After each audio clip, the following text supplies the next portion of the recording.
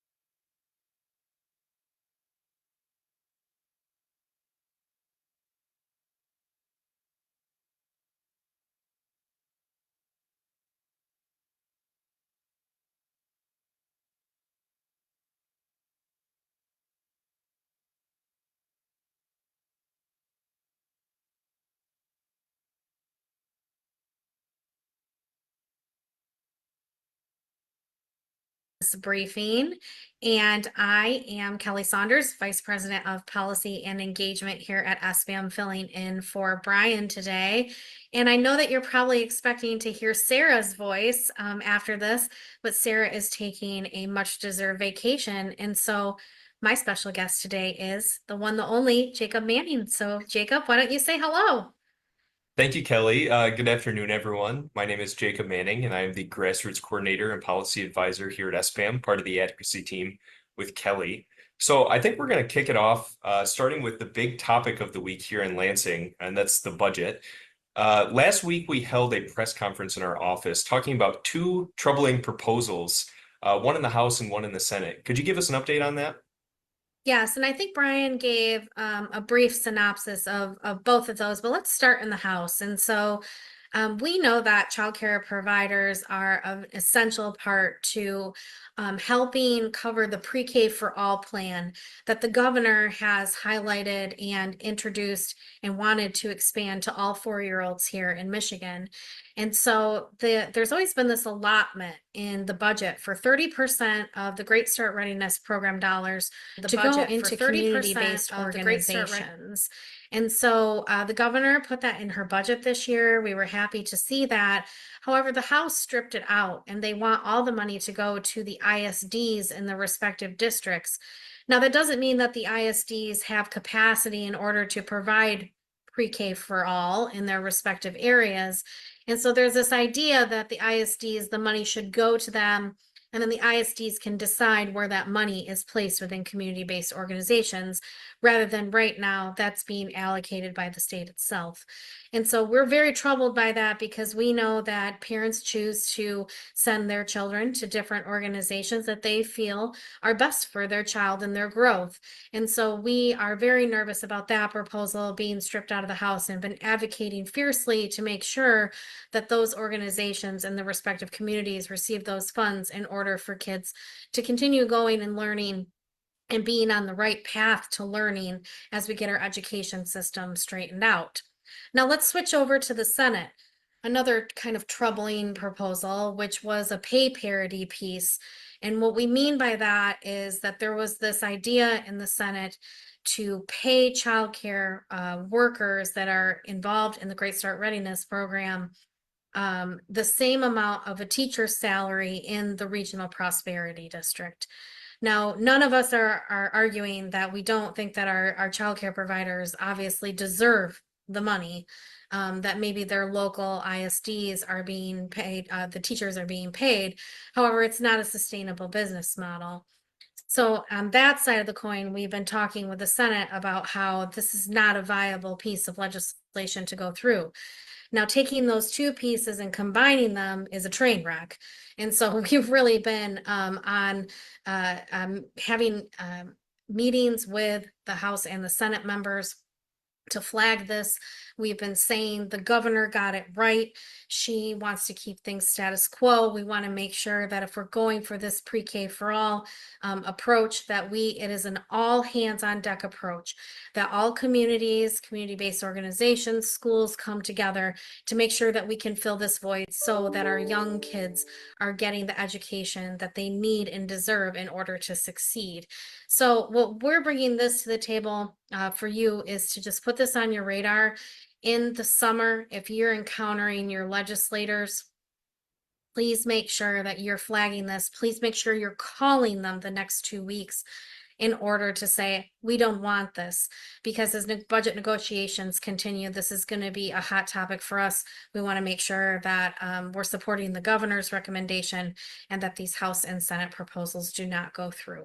So feel free to reach out to us at SBAM, Jacob and I, on this matter if you want to be connected to your respective legislator. We really need your voice at the table with this. We need to make sure that we're protecting the status quo this time instead of making these drastic changes that are not good for our communities. Yeah, definitely not good proposals there. So, Kelli, moving along, there was something interesting that happened this week with what we call budget targets. Could you tell us a little bit about what happened, particularly with K-12? Sure. So, just to give a broader landscape of the budget here in Lansing, there was some legislation that was signed years ago that basically said the budget needs to be in place by July 1st. And there's no teeth behind that necessarily. The budget rollover is technically October 1st of every year. But the reason that they had advanced that to get it done by July 1 was so that schools could know what money that they were getting and plan accordingly for the year. It's just a good practice to make sure that, from a fiduciary standpoint, that we're running our government more almost like a business so that people can be prepared as they head into their respective school years. And so what we've seen out of the legislature the last couple weeks is that they're trying to decide on these budget targets. If you recall, Brian's talked about, there's less money in the budget this year, about $1.5 billion less. And that's a lot of money. Last year was a very inflated budget. They had a lot of money from the federal government, and it allowed for a lot of special projects. Tighter belt this year. And what we're watching here in Lansing is that it's starting to play out. The numbers are harder to settle on. So these budget targets that we're talking about are basically numbers that are decided on between the legislature and the governor about where they want to land with their respective targets on agencies and departments. Those targets were settled on last week for all agencies and departments except for the K-12 budget. Now, why that's a little bit spicy, if you will, is because, as you recall, the governor wanted to take $670 million into retiree healthcare in the MIPSERS program, essentially, and divert it somewhere else. And that's caused some heartburn, respectively, amongst stakeholder groups that would normally support the governor, that do not support this proposal. And so there's been some pressure on the legislature to not adopt that. And so in order to hit those target numbers for K-12, that had to be figured in, and they just couldn't settle on it. And as of today, they still have not. Now, the speaker said this morning that negotiations are going well in this space. They feel like they're going to be able to settle on something. What that something is, we're not certain. And so we're watching very closely today to see where they land. Now, taking into account what we just talked about with childcare too, with the Great Start Readiness Program dollars, all of that is included in this budget that doesn't have a target as well. So this essentially for us here at SBAM has kind of been the budget that we're watching the most. And it's interesting to see it play out. Another timeline, item, as I said, getting things done by July 1st, we're really cutting it close. They're in today. They're going to pass a few things with respective departments, but next week is when they have to get this done if they're going to hit that July 1st target.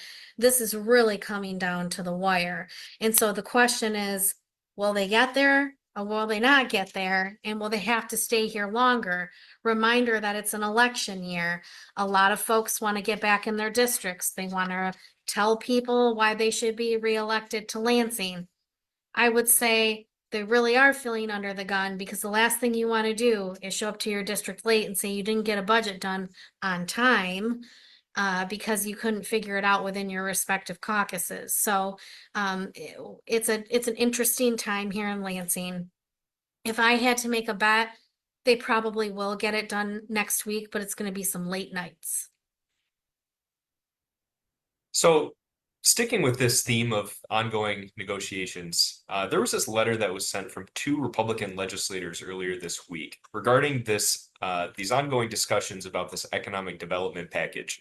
Brian's gone over the package on previous editions of the briefing, but what was happening with this letter? Yeah, so if you recall, we've talked about SOAR numerous times, not really in our scope necessarily. It's for bigger projects, but this is something that's really important to the governor and really this Democratic legislature in order to land some big projects. The problem with SOAR is that it's not totally been successful, and it's also come with a lot of controversy in the kind of projects that they want to invest in. And at the end of the day, as we've talked about numerous times, the split in the legislature is tight. And so, really, Democrats need Republican votes in order to pass this economic development package. And that's true because there's a member of the Democratic caucus that will not vote for this. And so, these two legislators, Representative Roth, Representative Martin, has sent a letter to the governor saying, we'll vote for your package, but we have stipulations. And so this is, a little bit of fanfare here in Lansing, important to the governor, important to the Democrats, and the message coming from the governor and the Democrats are, I don't understand why Republicans wouldn't want to support an economic development package that puts Michigan at the forefront of being a place for job investment, essentially. But in negotiations, there's always a little bit of drama. And so what Representative Roth and Representative Martin are looking for is some drastic changes to the current SOAR legislation. A couple of things being an elimination of the 10-year 600 million earmark. Instead, the legislature would determine the appropriation annually. Right now, that it would not be a requirement with the package that they're looking at. So giving the legislature more power than what the governor would have. Lowering the state income tax, a requirement that the 670 million MIPSERS program that we just talked about payment remain in the teacher's retirement system and continue to pay in. A mandate that at least 60% of economic development funding go to job providers that already have roots here in Michigan. A request that 50% of any SOAR deposit should go to the Strategic Site Readiness Program.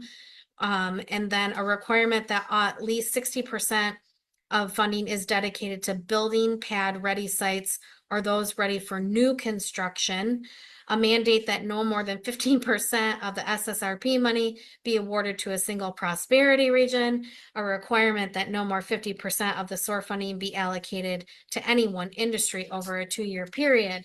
A requirement that a resolution be adopted by record roll call vote in both legislative chambers for SOAR to transfer. A request that the Auditor General perform annual audits for every SOAR disbursement, and a mandate that any money paid back due to a clawback be deposited into the general fund. So as you can see, as I lay out all these changes that they're requesting and these mandates, I cannot see that the governor is probably going to give in to all of these requested changes when her and her collective colleagues in the legislature have worked hard on this 2.0 project. So today, the speaker did take the SOAR package off the agenda. We saw that earlier because it's not ready. And so between the speaker doing that, between this letter on the requested changes, I think it's safe to say that this economic development package probably is not moving before they break for the summer, given that the budget needs to be the priority. However, you never know what happens on late nights here in Lansing. So we will be watching. Absolutely. And as we're getting closer to everyone's favorite time of the year, election time, the primary elections are going to be in August. We've had a lot of people asking you and me, Kelli, who are we supporting? So maybe this would be a good time for us to go over the process. Could you let us know what's our process? What's the timeline looking like? Yes, happy to do so. We've talked about how our PAC board is very methodical, going over questionnaires, legislative scorecards as we keep track of bills throughout the year that are most important to small business. And we keep track of yays and nays to see who's with us on small business issues. Our PAC board will be meeting very soon, and we will be announcing PAC endorsements by the end of the month. And we will make sure that those PAC endorsements are on our website for you to easily access in your respective communities. We want you to know that we take everything very seriously when it comes to people representing you here in Lansing and truly carrying the small business voice. So we've waited a little bit on our endorsements because it's been, as you know, kind of a complicated 2 years here, and we've shared a good working relationship with many, but also things have been pretty hard in some instances. And so collecting that data, making sure that we present that to the PAC board for them to consider has taken us some time, and we look forward to sharing who your peers have chosen to support in the next week or two so that you can go into your respective primaries and generals knowing who we and your peers have deemed to be true small business advocates here in Lansing. And continuing with this theme of elections, the Democratic Congressional Campaign Committee recently made a big announcement. It was this week on dollars that are reserved for advertising. Could you tell us what's going on there too? Yes, all I can say is buckle up because your airwaves and your digital, everything that you interact with is about to be flooded. And for better or for worse, I know it can be very annoying to some, and some people love it. They love to see it. So yes, the Democratic Congressional Campaign Committee did announce this week that they have already reserved space on the airwaves via digital or broadcast TV, $28 million. And that's 16 million for broadcast, 12 million for digital. To give you an idea, it's 12 million reserved on digital is twice the amount that the DCCC initially reserved in the 2022 cycle. So $12 million more in digital. Now, some of that is because of how people consume their media.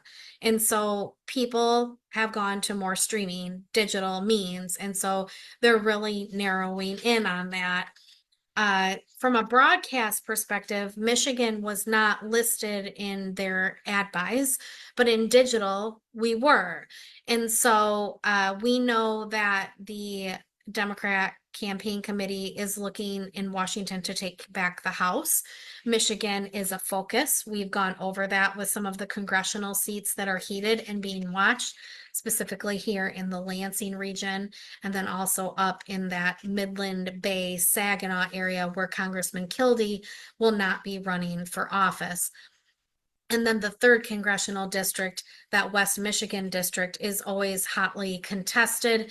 Hillary Scholten holds that right now, and it has turned a little bit more blue, but we'll see if that is also in play in the next few months. So Jacob and I are here to tell you that the money is already starting to hold all those little slots on TV, radio, and digital. Expect to start seeing that flooding your respective channels, but you heard it here first. Big money heading into this election year. Yeah, like I said, best time of the year. Get ready for the ads. So let's switch gears a little bit and talk about this new IRS scam that the Attorney General is warning businesses about. Yes, we like to notify you of scams that are happening just so you don't fall victim to that. The Attorney General this week is warning businesses about a recent IRS lookalike scam in relation to employer identification numbers, EINs. scammers are being instructed through businesses to complete a fake form 9710 and return it to a third party claiming to represent the IRS. There is no such thing as an IRS form 9710. So if you are seeing something like this, make sure you are, one, throwing it away, and two, that you are notifying the Attorney General's office of receiving this. Just a reminder that the IRS will not demand immediate payment ever, demand payment without any chance to appeal or dispute the amount due, threaten to have a consumer arrested, require a payment in the form of gift card, prepaid debit card, or wire transfer, or call or text a consumer. So we have a joke here at SBAM.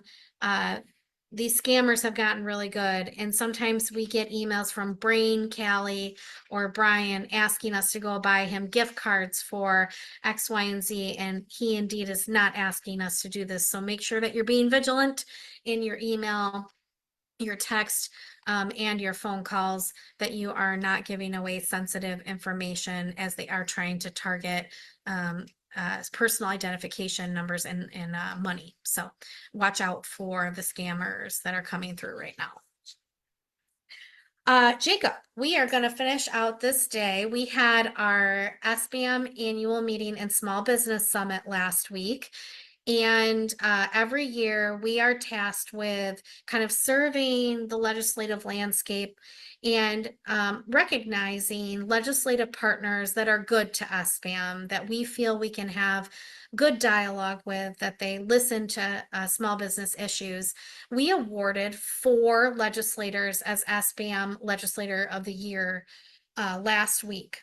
So could you tell us maybe a little bit about the process and who our awardees were for 23-24? Yeah, thank you, Kelly.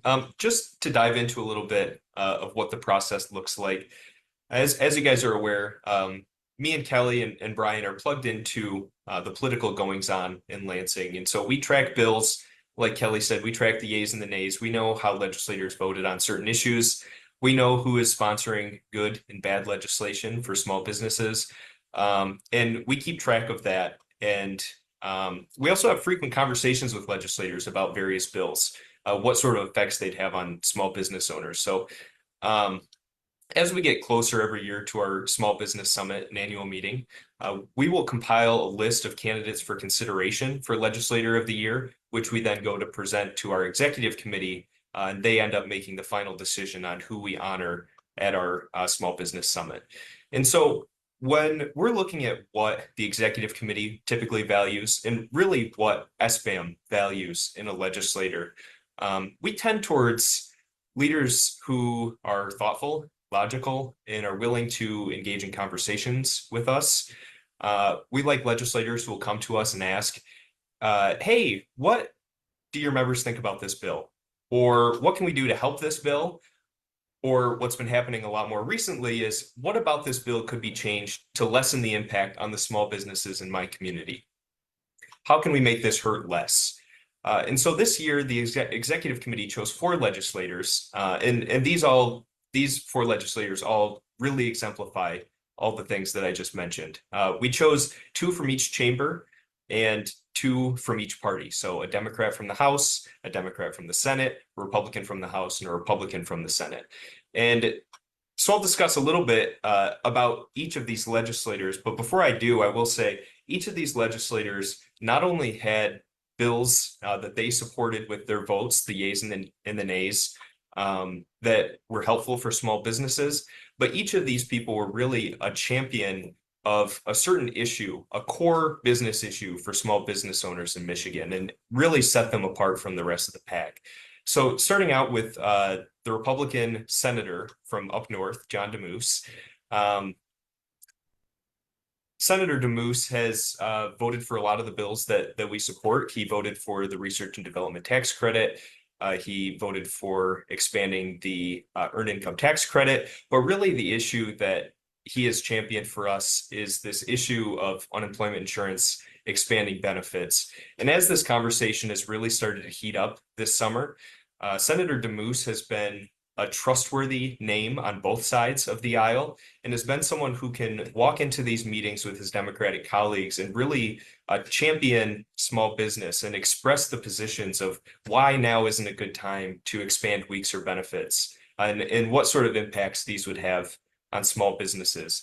His Democratic colleague, Senator Kristen McDonald Rivet, is actually a freshman who's gotten off to a real running start in her short time in Lansing. She was actually one of the key sponsors for the Earned Income Tax Credit, which is something that we, of course, supported. But not only that, she has been a member who's always been willing to have a conversation with us. And she's always been willing to hear our concerns. The Senate has been tricky for us in the last couple of years, last 2 years. But Senator McDonald Rivet is someone who will listen to our concerns, will understand, and then we'll go back to her caucus and talk about some of the small business concerns about some of these issues that would be harmful for business in Michigan. And the issue that she really we appreciate most is last fall there were these talks about this 15-week paid leave mandate. And it was looking like this could potentially move in the Senate. But she was a member who we talked to who had some serious reservations with the bill as written. The bill that was proposed was not something she could get on board with. And she championed instead this policy that would encourage people to work, and that is childcare. She's been a huge champion of introducing some sort of childcare legislation to help proliferate childcare throughout the state of Michigan. And that has kind of shifted the conversation away from this 15-week paid leave mandate that we were so nervous about last fall. Moving over to the House, we recognize Representative Kathy Schmaltz, who's a Republican representative from Jackson. She's also a freshman and has taken some hard votes in a really hard district too, and some hard votes on issues that we align with, like the Earned Income Tax Credit and expanding the Elliott Larson Civil Rights Act. Her main issue is she was on the House Energy Committee, and if you recall last fall, we had this big House energy package, which set unrealistic energy goals and mandates that we cannot get behind because it shifted our energy portfolio away from one that was affordable and reliable and towards one that was based simply on goals. And while that bill did pass and it wasn't exactly where we wanted it to be when it passed, she was one of the key voices in the debate as a member of the House Energy Committee. And she was really championing those messages, trying to get us to support affordability and reliability and being a voice for the ratepayers. And lastly, we recognized State Representative Jasper Martis, who's a Democratic representative from the Flushing area, Genesee County. And his shining moment really was with the Research and Development Tax Credit. He was one of the original sponsors of the Research and Development Tax Credit. And when the bill was first introduced, it was not ready for prime time. It was geared more as almost like a grant program administered by MEDC. It would not have been industry agnostic, and it wouldn't have been something that a lot of our members could even take advantage of. And we had these conversations with Representative Martis. The conversation around the bill was that this is supposed to be a tool to help small businesses. And so we had the conversations with them. If you want to help small businesses, let's make this industry agnostic and let's have it administered as automatically as possible so people can easily apply for it, can easily access funds for this. And that's what ended up happening. He got that changed, and it wasn't easy. There are competing interests on any bill. And so he took a principled stance for something that was going to be better for small business owners. And in the end, the current bill still is not passed. We're feeling hopeful that it will pass. It's passed, both the House and the Senate is awaiting a concurrence vote in the House. But if not for him, those changes may not have been made. So all four of these legislators are absolutely deserving of this honor. And I think all of them were pretty pleased to receive the recognition as well. Thanks, Jacob, for that synopsis. And we just want to share these kinds of things with you. If you live in those respective districts and Senator DeMoose, Senator McDonald Rivet, Representative Martis, or Representative Schmaltz are your legislator, please know that they have really stood by us in this last year to help us get bills in a good place and also to be the voice we want to make sure that we're recognizing those legislators in that way. So Jacob, I think that's all we have for today for our viewership. I think we did Brian and Sarah proud, and hopefully we will see you all again. But Brian and Sarah will be back with all of you on Monday. Thanks for joining us today. Thanks. Have a great weekend.